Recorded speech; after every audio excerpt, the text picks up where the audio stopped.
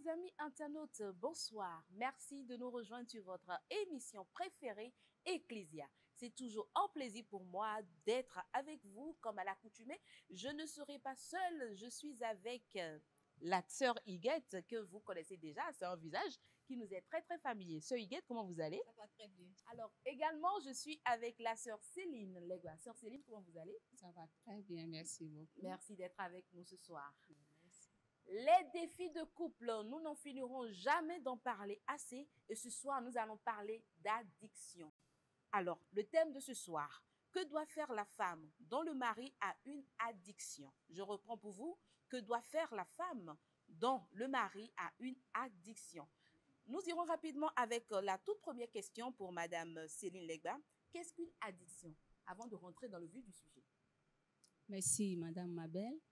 Une addiction, selon le dictionnaire, c'est un processus qui se repose sur un comportement humain qui permet d'accéder à un plaisir immédiat qui, en retour, laisse une sensation de malaise interne sur la personne et aussi s'accompagne d'une impossibilité, incapacité même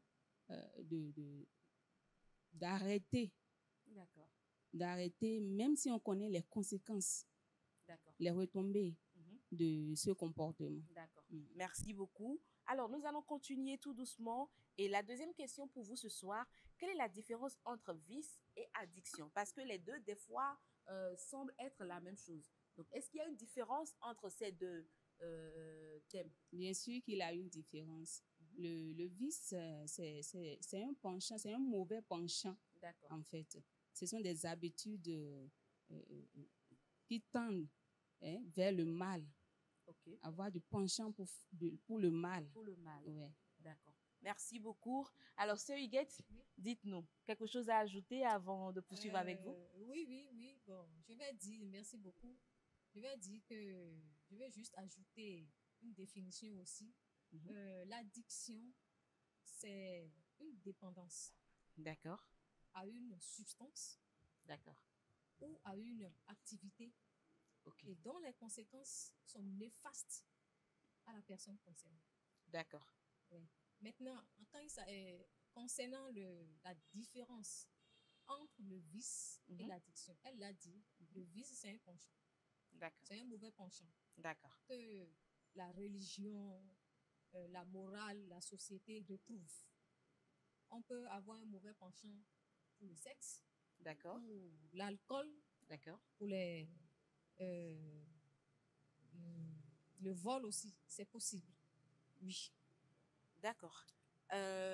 Comment est-ce qu'un homme, d'accord, ou une femme normale pourrait avoir un penchant pour une mauvaise chose, d'accord? Parce que je suppose que cette personne a quand même toute sa tête. Donc, qu'est-ce qui peut le pousser, d'accord? Qu'est-ce qui peut la pousser à aller vers quelque chose qui est visiblement néfaste pour lui, pour sa santé et pour sa famille peut-être? Dites-nous, Madame Céline. Oui, un homme qui a toute sa tête peut avoir du penchant pour quelque chose de mauvais. Par exemple, il est majeur, mais il a du penchant pour des petites filles, par exemple.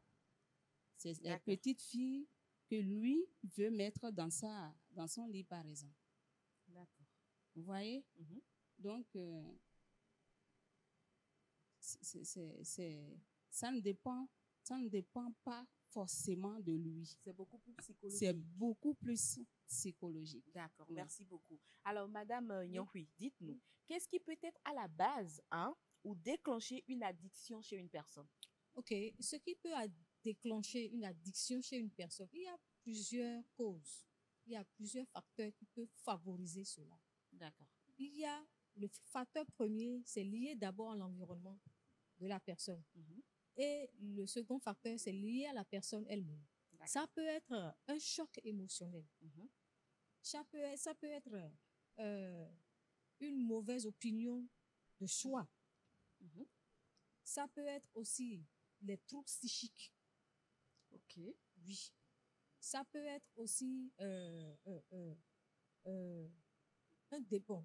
Quand je parle des chocs émotionnels, dans ce choc émotionnel, il y a les décès d'un être cher, les déménagements, les accidents.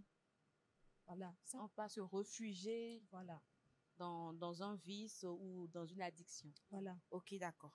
Alors, Madame Céline, face à l'addiction de son mari, quelle doit être l'attitude d'une femme? Oui, face à l'addiction de son mari, c'est la question de ce soir, justement. La femme, c'est pas facile. D'accord. La femme.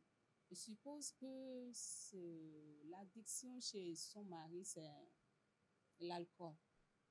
Et quand ce dernier, il prend son alcool sans contrôler la quantité, et jusqu'à ce qu'il ne contrôle plus tous ses sens, il se jette sur elle et commence à la battre. Wow. Et ça se répète. Et quand il se retrouve, la femme essaie d'exposer, de lui montrer les dégâts qu'il a eu à faire. Et il regrette sincèrement, il regrette amèrement, et il promet de ne plus faire ça. Puis après, il retombe encore dans le même comportement. Et nous connaissons en tant que femmes. Et puis, quand c'est une femme chrétienne, elle regarde à la Bible. La Bible a dit de nous supporter les faiblesses les uns des autres. Que celui qui est debout prenne garde également de ne pas tomber. Donc, cette femme connaît par exemple ce verset, elle va supporter. Elle va prier, puisque les disciples sur la mer, quand la tempête s'est soulevée, ils ont appelé Jésus à l'aide. Ce monsieur qui a emmené son enfant aux disciples, et les disciples étaient incapables en ce moment de guérir l'enfant. Jésus s'est fâché. Il a dit, race d'incrédules, jusqu'à quand je resterai avec vous? Voyez, amenez-le-moi ici. Ils ont fait appel à Jésus. Donc la femme, particulièrement chrétienne, doit prier, appeler Jésus à l'aide et persévérer. Persévérer et trouver des solutions ensemble avec son mari d'abord. Et si ça ne marche pas, elle va encore essayer une autre méthode. Oui, il y a plein de méthodes. Si elle voit que ça la dépasse, et puis il faut peut-être faire appel à la science. Oui, parce que parfois c'est des causes, ça a des fondements héréditaires. Hein? Oui, l'addiction a des fondements héréditaires. Ont été comme ça. Les enfants aussi. Oui. Donc, il use vraiment de chercher la cause du problème. De chercher la cause du problème. Que ça se régénère maintenant sur sa progéniture. Voilà. Sur la progéniture de cette femme et cet homme. Tout à fait. Voilà. Et il y a des causes, ça a des causes aussi neurobiologiques. Wow. Ouais. Et donc, quand cette personne n'arrive plus à contrôler ses nerfs, ça devient dangereux. Vraiment. Oui, ça devient dangereux. Donc, c'est un peu, pour le moment, ce que la femme peut faire, particulièrement la femme chrétienne. Si elle n'est pas femme chrétienne, je crois qu'elle va s'approcher des centres ou bien des maisons appropriées. Elle va d'abord commencer par accepter Christ, hein? C'est important. Parce que, ou bien. Oui, elle doit commencer, ou bien c'est lui la solution. Exactement. exactement. Elle doit commencer déjà par accepter Christ, parce que c'est lui la solution. Et c'est lui qui ouvre l'esprit pour qu'on puisse chercher ailleurs. Donc, orienter même. La toute première solution pour moi, c'est qu'elle accepte d'abord Christ. Et le reste, le Christ même va la guider pour pouvoir vaincre cela. Alors, sœur Huguette Nyankwi, je vais vous reposer la même question. Que doit faire une femme dont le mari a une addiction? Bon, je vais juste ajouter quelque chose à ce que ma sœur a dit. Ce qu'une femme doit faire devant l'addiction de son mari, elle doit essayer de parler avec son mari. D'accord. Et je vais attirer l'attention de tout un chacun de nous sur le ton avec lequel elle doit parler à son mari. Parce que là, ce n'est pas « Ah, oh, toi là », c'est pas ça. Elle doit parler avec un ton très doux à son mari. Tout à fait. Essayer de la mener à comprendre que c'est pour son bien. Elle est en train de faire cette démarche. Et la troisième chose, elle doit aussi essayer de lui faire, d'attirer son attention sur les conséquences de son comportement sur la famille, c'est-à-dire le foyer elle-même. en tant que sa femme, ce que ça génère dans sa propre vie à elle et ce que ça génère dans la vie des enfants. Tout à fait. Ce que ça crée dans le foyer. Elle doit essayer de l'amener à prendre conscience de ça. OK. Comme elle l'a dit, beaucoup discuter avec le mari, mais ne jamais le juger. Tu lui parles, mais c'est pas pour le juger. Tu l'écoutes attentivement, mais pas pour le juger. Et après, comme elle a dit, en tant que bonne femme chrétienne, n'oublions pas que l'addiction, c'est une dépendance incontrôlée. Tu ne peux pas contrôler. Dans Romains, là, Paul nous dit, dans Romains 7, il dit quelque part que tu sais le bien que tu dois faire. Mais toi-même, tu te rends compte que tu fais le mal que tu ne veux pas faire. Vraiment. Hein? Là, ça veut dire qu'il y a une force en dehors de toi-même qui t'oblige à faire ce que tu ne veux pas faire. Parce que tu es conscient que c'est néfaste pour ta santé. Donc tu le fais. C'est néfaste pour ton environnement. C'est néfaste pour ta famille. Mais tu le fais. Et quand on te pose la question, mais pourquoi tu fais ça? Tu dis, bon, tu es incapable même de répondre. Je ne sais pas. Ça veut dire qu'il y a une force. En tant que bonne chrétienne, bonne femme chrétienne, tu sais ce que ça veut dire déjà. C'est la prière. Vraiment. C'est la prière. Oui. Voilà, c'est ce que je pouvais ajouter. D'accord, merci beaucoup. Alors, dites-nous, hein, chers invités, chères dames, oui, elle doit parler tout doux, elle doit comprendre, elle doit compartir, parce que c'est pas visiblement la faute du mari, donc il a besoin d'aide. Alors, après avoir fait tout cela, d'accord, dans le cas où ça ne marche pas, est-ce qu'elle pourrait demander de l'aide, une aide extérieure, Madame Céline? Bien sûr qu'elle doit même demander de l'aide. D'accord. Oui, elle doit demander de l'aide. Dans le cas où, par exemple, ma soeur parlait de la cause spirituelle. Quand il y a une force derrière ça, en tant que bonne chrétienne, nous nommons cette force un esprit qui le pousse à faire cela. Hein? Si elle prie, puisque selon l'exemple que j'ai donné tout à l'heure, des disciples qui ont prié pour l'enfant jusqu'à ça n'en pas donné. Ils ont fait appel à Jésus. Yes. Il y avait un esprit derrière ça. Jésus disait que ce n'est pas le jeûne et la prière que cet esprit va sortir. Donc elle a prié à son niveau, elle a prié avec le mari. Peut-être que les enfants aussi ont été impliqués. On a essayé de camoufler les requêtes. On a prié. Il faut sortir. Ils ont fait appel à Jésus. Aujourd'hui, on peut faire appel au pasteur. On peut faire appel aux amis bien choisis. Bien choisis, ah oui, c'est surtout, surtout, hein, bien parce qu'avec choisis. les amis aujourd'hui. Oh oui, parce que l'addiction, c'est-à-dire les critiques, les reproches des gens qui l'environnent. On te stigmate en fait. Voilà. Ça fait marginaliser, il va s'isoler. Ça, les conséquences, nous imaginons un peu. Donc, cette femme, elle a vraiment besoin de l'aide. Demander de l'aide aux gens bien choisis que le Saint-Esprit aussi peut lui inspirer. Et puis ça peut être aussi un simple problème médical. Et en parlant, on va lui donner des orientations. Exactement. Ah, telle personne a eu ça. Exactement. Et voilà ce qu'on a fait. Et tout. Vraiment, merci beaucoup, Madame Céline. Alors, Madame Davignac, oui, quelque chose à ajouter? Non, elle a tout dit. D'accord. Sur ce point-là, elle a tout dit. D'accord. Alors, face à cette situation, d'accord, pour les familles qui ont des enfants, comment préserver les enfants dans ce cadre de vie-là? Il n'est pas facile quand même à un enfant de vivre avec un père qui a une addiction ou il est obligé de subir les méfaits de ce dernier tout le temps. Comment préserver les enfants? Bon, s'ils sont encore à bas âge, est-ce qu'il faut essayer de leur rien leur dire? Est-ce qu'il faut, en grandissant, il faut le leur expliquer? Madame Yahou. Ok, sur ce point-là, je pense que c'est un peu délicat. D'accord. Si les enfants sont encore à bas âge, c'est là où c'est encore plus difficile. Pourquoi? Parce que les enfants observent beaucoup. Ils enregistrent tout. Même si aujourd'hui tu parles, l'enfant voit son père en train de faire quelque chose qui n'est pas bien et il est choqué, tu l'amènes dans la chambre, tu lui dis non, c'est pas ça, c'est parce que papa est un peu malade, c'est pour ça qu'il va guérir. Il a enregistré. La prochaine fois, il revoit la même chose. Ça veut dire qu'il y a quelque chose qui ne va pas. Donc, tu seras toujours en train de lui parler. Non, ne regarde pas ça. Papa est malade, c'est un peu compliqué, c'est tout. Donc, c'est avec les paroles.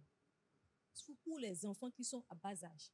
Même s'ils sont à bas âge, les enfants aussi, ils prient, ils savent prier. Même si vraiment, leur il prière, fait vraiment de très très belles requêtes. voilà, très Vraiment courte, mais innocente. voilà, Vraiment. très courte, mais très puissante, que le Seigneur Profond. exauce Oui, vraiment. rapidement. Vraiment. Tu peux lui dire, bon, il faut prier pour papa, Mhm, parce qu'il est malade. mhm. Il va le faire. Bien qu'il ne comprenne pas tout, il le fera. Mais si ce sont des enfants grands, là, eux aussi sont un peu choqués. D'abord, il faut parler aux enfants de ne pas détester leur père, C'est important. parce que ça arrive très vite. Et il faut éviter de mal parler de leur père devant eux. Tu dois amener les enfants à ne pas détester le papa à cause de ça. C'est D'accord. leur papa. D'accord. Et les faire asseoir. Ils sont grands. Mhm. Discuter avec eux du sujet sans tabou pour qu'ils comprennent et attirer leur attention sur le fait que eux-mêmes là, ça n'arrive pas qu'aux autres. Mm. Ils doivent faire attention pour ne pas tomber aussi dans ce piège. Tout à fait. Et le dernier panel, emmener tout le monde, c'est que faire que dire aux enfants maintenant, c'est la prière. Et comme ils sont grands, ils savent prier, ils comprennent tout, ils savent ce qu'ils doivent dire. Donc, organiser des séances de prière familiales. Oui, Ça devient, comment dit-on, un combat familial, en voilà. fait. Et Voilà. là, je pense que c'est gagné d'avance. Voilà. Alors, dites-nous, Madame Célina, pour la femme, quelles sont les conséquences sur le plan social? Comment est-ce que cette femme pourrait se sentir quand elle est accompagnée des amis et elle voit comment les maris prennent soin de ses amis et tout? Comment est-ce qu'elle pourrait se sentir? Et surtout, comment régler cela? Parce qu'après, une femme ressent le besoin d'être fière de son homme. Oui. Donc, dites-nous. Ah oui. Une femme doit être vraiment fière de son homme. Et voilà que, par exemple, c'est l'alcool, et il s'est saoulé, puis c'est quelqu'un d'autre qui l'a amené à la maison, l'entourage a vu. Et tout le monde sait peut-être dans le quartier, et les amis à qui on a parlé aussi savent. Et comme tu l'as décrit, elle va se sentir déçue d'abord par son choix. Si elle ne fait pas attention, elle sera déçue. À part ça, c'est la honte. C'est la honte. Elle aura tendance à s'isoler, quoi, se retirer de la société à cause de cette situation. Vous voyez? Elle peut également commencer à faire des comparaisons. Oui. Oui, et ça va amener la tension à la maison. Elle va commencer à se demander, est-ce qu'elle est obligée de subir ça? Ça peut toucher à sa vie spirituelle. Elle peut, je ne sais pas, tomber dans de mauvais draps. Tout à fait. Oui, juste en regardant la copine, elle regarde comment son mari part et revient avec elle. On n'a jamais entendu du bruit chez eux. C'est toujours devant moi que les gens viennent. Puis c'est toujours de moi qu'on parle. C'est toujours pour nous qu'on prie. Et depuis, le mal est encore là. Vous voyez, elle sera frustrée. Elle peut devenir aigrie. Voilà. Tout à fait. Agressive. À n'importe quoi tu lui dis, elle va faire allusion Toujours sur la défensive, situation. elle va se dire c'est parce que tu lui dis ça et tout. C'est à cause de ça. D'accord. Alors, à chaque fois quand je vous regarde, j'imagine déjà votre réponse. Donc, du coup, je ne peux pas m'empêcher de rire. Alors, dites-nous quelque chose à ajouter à ce que Madame Céline vient de dire. Ok, pas grand-chose. Ce qu'elle a dit, c'est vrai. C'est un peu décourageant. Et dans cette condition, la femme va s'asseoir, elle va se poser la question de savoir si elle a fait un bon choix. Tout à fait, c'est ça. Et tout ce qu'elle a fait depuis des années défile devant elle. Défile devant elle, elle se demande à quoi bon, pourquoi est-ce que je suis rentrée. Mais ce que moi je voudrais ajouter, elle doit savoir une chose. Ce sont des choses qui arrivent. Et une bonne chrétienne, il n'y a pas de fatalité chez Dieu. Et il y a toujours une solution à tout. Elle doit dépasser, elle doit se mettre au-dessus de tout. Éviter les mauvaises pensées. Parce que les mauvaises pensées, on sait d'où ça vient. L'ennemi sait une mauvaise pensée. Ah, tu vois, peut-être que la voisine ne l'a pas vue aujourd'hui. Elle est sortie, elle n'a même pas regardé dans sa direction. Et elle pensait que bon, elle l'a vu, elle a fait exprès pour ne pas me saluer parce que Oui, nous sommes femmes. Oh, ça n'a rien à voir. Alors que l'autre ne l'a même pas vu. Ça arrive. Des fois, tu es là, tu regardes devant toi, mais la personne qui vient pour te croiser, tu ne regardes pas le visage de la personne. Ça arrive. En tout cas, ça m'arrive, moi. Je vois la personne, je sais qu'il y a un être humain qui s'approche de moi.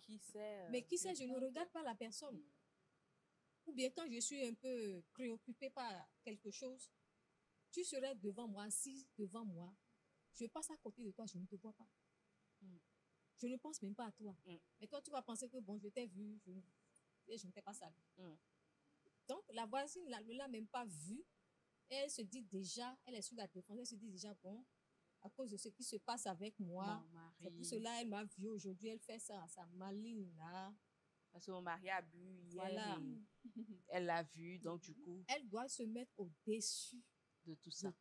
Savoir que son sauveur et son rédempteur est là pour l'aider et qu'il y a une solution.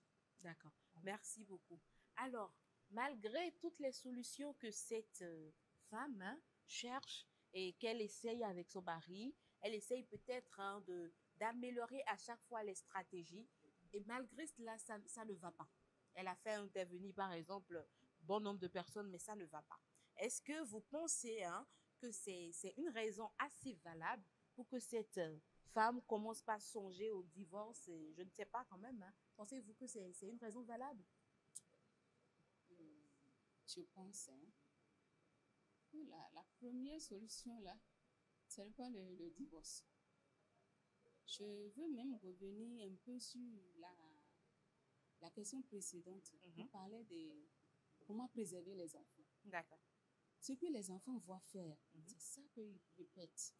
Facilement. Ce que tu leur dis de faire, c'est difficilement qu'ils enregistrent ça. Mais quand ils voient faire, c'est facile pour eux de copier. Tout à fait. Nous avons dit tout à l'heure que aussi c'est héréditaire.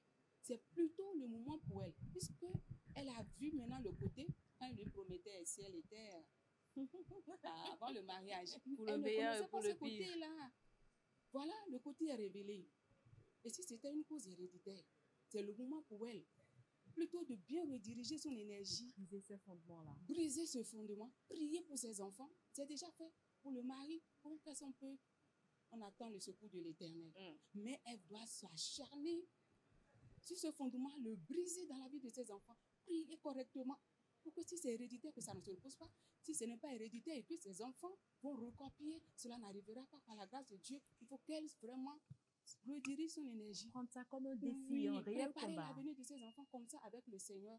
Et je crois que c'est comme ça qu'elle va gagner. Si elle divorce, elle va laisser les enfants. Ils vont reprendre les mêmes et la choses. chaîne va continuer. Non. Tout à fait. Et le diable va gagner. Tout à fait. D'accord. Merci beaucoup. Alors, Madame Davignon, oui. Bon, sur cette question, moi, je pense que je ne suis pas contre ce que ma chère a dit.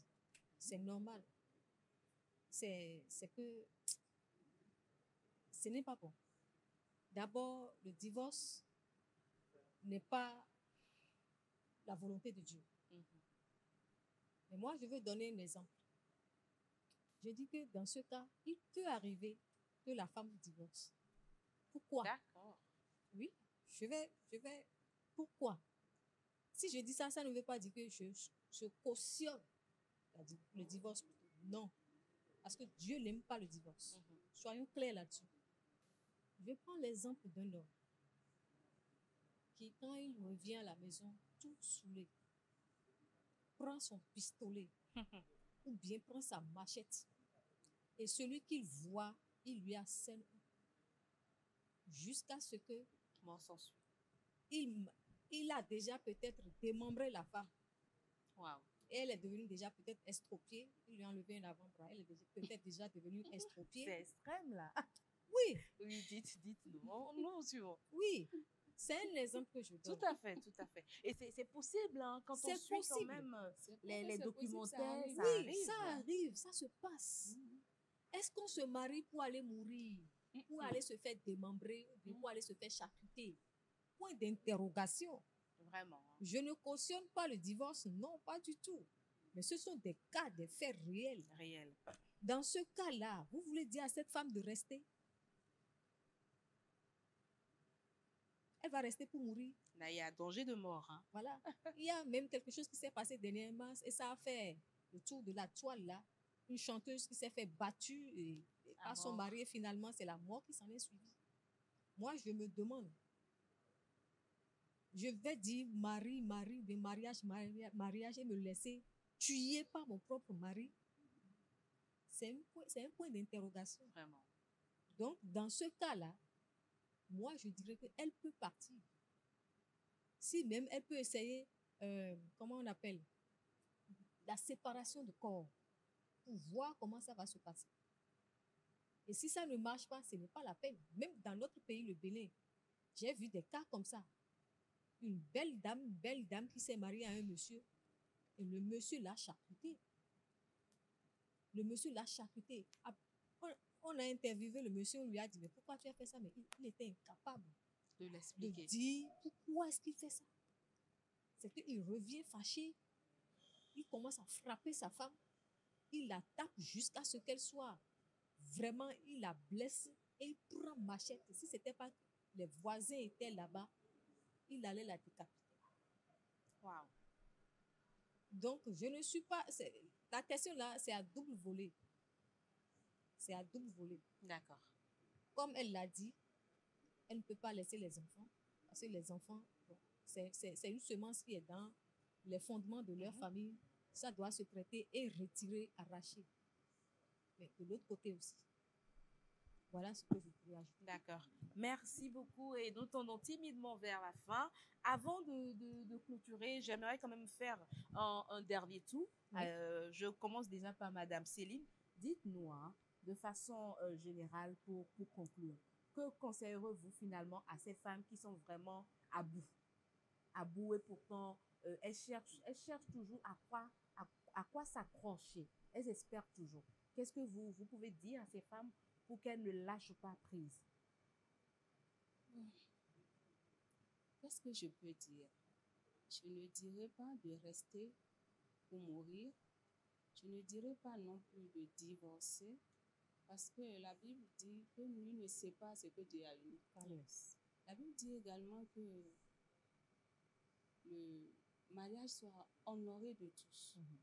Et voilà que en faisant cela, est-ce que le monsieur honore maintenant ce mariage? Non. Sur le plan juridique, elle aurait pleinement de raisons déjà, d'arguments pour pouvoir divorcer, etc. Si c'est un cas comme ma soeur l'a décrit, je suis d'accord avec elle. Hein. C'est devenu un cas social. Tout le monde va en parler. L'État va intervenir, ça c'est sûr. Et lui, il sera isolé, on va essayer de le soigner, si possible. Maintenant, la femme, si elle est dépassée, elle en a le bol, elle ne peut plus, elle ne trouve même plus, elle ne sait pas à quelle bouée s'accrocher. Je conseille qu'elle se sépare d'abord, qu'elle s'éloigne d'abord de cet homme. Vous comprenez? Elle s'éloigne d'abord. Et pendant ce temps de séparation, le Seigneur va faire quelque chose. Elle continue de prier. Tout à fait.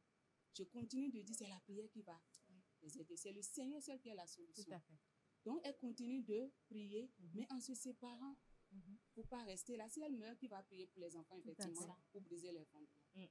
Elle s'éloigne d'abord et elle continue de prier. Et le Seigneur va peut-être le guérir. Oui, le Seigneur peut intervenir d'une manière ou d'une autre s'ils doivent se remettre ensemble. Dans le cas contraire, si la violence ou bien sa situation ne fait que s'empirer, non, je ne conseille pas à cette femme de rester dedans. Je ne conseille pas à cette femme de rester dedans.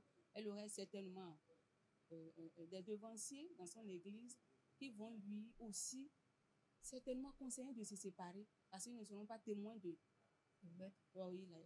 le décès, de la mort, d'une maman qui, en fait, représente beaucoup dans un foyer. Mais ne pensez-vous pas aussi que quand le problème est détecté plus tôt, et surtout qu'on ne se taise pas là-dessus, en cherchant à cajoler cela sur des années, avant d'en parler, est-ce qu'il n'y a pas beaucoup plus de moyens de régler cela? Parce que ce qu'on constate, c'est que majoritairement, les femmes couvrent cela. Oui. Donc, ne pensez-vous pas que mieux vaut en parler très tôt pour qu'il puisse y avoir des solutions? Oui. Je connais un cas comme ça. Et la dame est elle a caché ça. Elle a caché l'addiction de son mari. Finalement, ça a commencé à s'adresser à elle-même. Ça a commencé, les conséquences ont commencé à retomber sur elle-même. Wow. Déjà. C'est quoi? Il est addict au sexe. Wow. Et quand madame n'est pas dispo, au moment où lui sollicite madame, c'est qu'il doit aller faire ça avec n'importe qui il a trouvé, il doit faire ça. Wow. Vous voyez? Finalement, les enfants ont commencé à le voir de dehors. Vous pouvez imaginer, la dame, c'est maintenant elle a commencé à parler.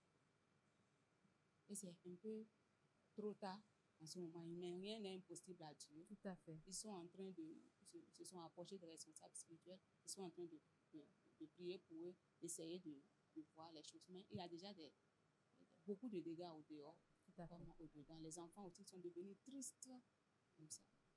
Bon, donc, comme tu l'as dit, il faut parler, il faut en parler vraiment très tôt. Très tôt. Il faut en parler très tôt et qu'on commence à prier ou bien qu'on trouve la solution sur le domaine de la science. On peut trouver des solutions vraiment, oui, répondantes, oui, satisfaisantes aussi dans ce sens. Merci beaucoup. Alors, Madame Huguette Nyori, votre mot de la fin. Ok, moi j'aimerais ajouter quelque chose à ça. Je vais commencer par ce qui s'est passé dans la Bible avec Moïse. Les filles de Sélophade. Moïse, Dieu a parlé à Moïse. C'est par rapport à la succession. Et il a dit, bon, c'est les hommes. Et voilà qu'un homme n'a fait que des filles. Et ces filles-là se sont levées pour aller voir Moïse pour dire, mais notre papa n'a pas de garçon. Et notre héritage, là, c'est d'autres personnes qui viendront nous l'arracher. Et quand Moïse a apporté l'affaire chez Dieu, Dieu a dit, elles ont raison. Qu'est-ce que j'aimerais dire par là? Quel que soit le cas, c'est vrai, la parole de Dieu est là. Mais toi, tu es enfant de Dieu, là. Porte ton cas vers Dieu, vers ton Père. Il va te donner la solution. C'est vrai, Dieu ne fait rien en dehors de sa parole. Mais dans cette situation extrême, Dieu va te dire, reste dedans pour mourir. Bon, je ne sais pas. Parce qu'il est souverain. Moi, je ne sais pas. Vraiment, il est souverain. Il est souverain. Il est vraiment souverain. Mais dans chaque situation, plusieurs femmes peuvent vivre la même situation. Et Dieu peut ne pas donner les mêmes solutions. Tout à fait. Toi, si tu sais que tu es enfant de quelqu'un, va voir cette personne-là. Voilà la situation. Que dois-je faire? Que dois-je faire? Dieu lui dira ce qu'elle a à faire. Ça là, c'est clair. Merci. Oui, merci beaucoup. Merci, Madame Huguette Nyori. Merci, Madame Céline Legba. Et je récapitule en rappelant rapidement le thème. Que doit faire la femme dont le mari a une addiction? C'est de cela que nous avons discuté de long à large. Nous reconnaissons que ce n'est pas facile. C'est vraiment, vraiment un cas critique. Ce n'est pas du tout facile, mais en Dieu, on peut tout. Il faut confier il faut faire confiance, voilà, en l'Éternel. Il faut réellement lui parler. Il faut réellement exposer ce cas déjà à Dieu, en parler aux frères en Christ, en parler autour de vous jusqu'à ce qu'on trouve une solution avec vous. Des fois, la solution, elle est toute proche, mais nous cherchons loin. Ne vous taisez pas, c'est important et la chose est possible. Le divorce n'est pas du tout une solution. Il faut également préserver les enfants selon tout ce que nos invités nous ont dit ce soir. Merci beaucoup d'être restés avec nous. Un réel plaisir pour moi d'animer une fois de plus cette émission. Je remercie